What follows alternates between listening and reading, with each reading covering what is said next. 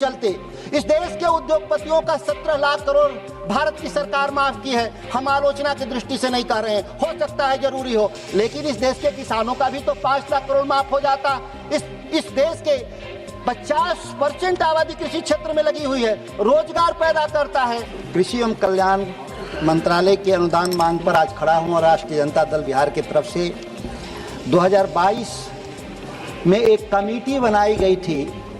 3 कृषि कानूनों के समाप्त होने के बाद संजय अग्रवाल के नेतृत्व में जो देश में एमएसपी के नियमन के लिए जो हमारी मांग थी कि एमएसपी की गारंटी हो, सरकार की जो भी राय रही हो, आज 37 बैठकों के बाद भी सरकार कोई निर्णय पर आज तक नहीं आई। माननीय मंत्री जी बैठे हैं, किसानों की आमदनी दोगुना करना है, मिनिमम सपोर्ट पर गारंटी स्कीम पर सरकार के द्वारा अभी तक बनाई गई कमेटी का अंतरिम रिपोर्ट भी नहीं आया।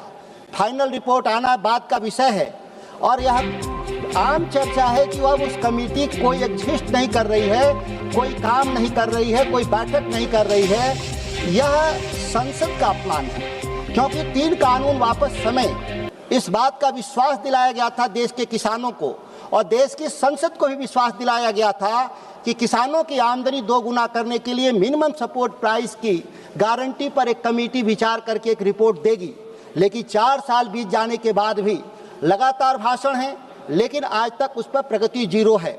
मैं दूसरी बात कहना चाहता हूं, भारत अमेरिकी ट्रेड डील और यूरोपियन ट्रेड डील से भारत के किसानों की आर्थिक ऋण इस मामले में टूट जाएगा, क्योंकि अमेरिका से जो समझौता हुआ है, जो इंपोर्ट होगा वो आयात जो होगा वह 0% टैरिफ पर होगा। वही भारत का किसान जब अमेरिकी बाजार में सामान बेचने जाएगा तो उसको 18% टैक्स देना पड़ेगा।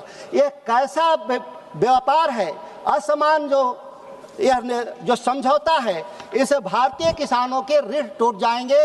इतना ही नहीं, उसके क्लॉज 6 में लिखा हुआ है गैर टैरिफ बाधाओं को भी दूर करेंगे। ये समझने वाली विषय है। वो गैर टैरिफ बाधा है कि अमेरिका के भीतर सब standard food produce GM produce पैदा किया जाता है। भारत के भीतर प्लांट एंड प्रोटेक्शन एक्ट के जरिए जीएम प्रोड्यूस को हम न उत्पादन करते हैं न हम विदेश से मंगा सकते हैं। जब तक उस कानून को शिथिल नहीं किया जाएगा, अमेरिका से कोई भी सामान कृषि उत्पाद भारत के भीतर नहीं आएगा। क्या सरकार यह विचार कर रही है, जो कानून बना था एक लंबे समय से, 2 मिनट सर बात को खत्म करने दीजिए, अकेले हैं। दूसरी बात, यहाँ पे एमएसपी की बात की जा रही है, धान गेहूं पर आलोचना होता है कि किसानों को क्यों दे रहे हैं। 1.5 लाख करोड़ हर साल हम तिलहन आयात करते हैं विदेश से, हम 50,000 करोड़ हर साल विदेश से हम दाल आयात करते हैं, लेकिन सरकार में बैठे हुए लोग बहुमूल्य विदेशी मुद्रा विदेश में जाने दे रहे हैं। किसानों को अगर एमएसपी की गारंटी दे देते तो भारत का किसान तेल और दाल के मामले में भी आत्मनिर्भर कर सकता है, लेकिन सरकार के पास इच्छा शक्ति की कमी है। नहीं तो थोड़े से पैसे खर्च करने पर यह देश आत्मनिर्भर बन सकता है। किसी जमाने में तेल उत्पादन के मामले में भारत आत्मनिर्भर था, बिना एमएसपी दिए हुए। केवल हमने इंपोर्ट ड्यूटी को बढ़ाने का काम किया था। WTO के भीतर कृषि क्षेत्र को लेकर विकासशील देशों को छूट मिला हुआ है कि वो 300% तक वो आयात ड्यूटी के जरिए अपने किसानों को प्रोटेक्ट करने का काम कर सकते हैं। लंबे समय से मांग रहा है इस देश में कि उर्वरक का जो सब्सिडी है वह कंपनियों को नहीं दी जानी चाहिए। कंपनियां हेराफेरी करती हैं, देश का यूरिया बहुत बांग्लादेश, नेपाल जैसे धड़ल्ले से तस्करी के माध्यम से जाना चाहता है।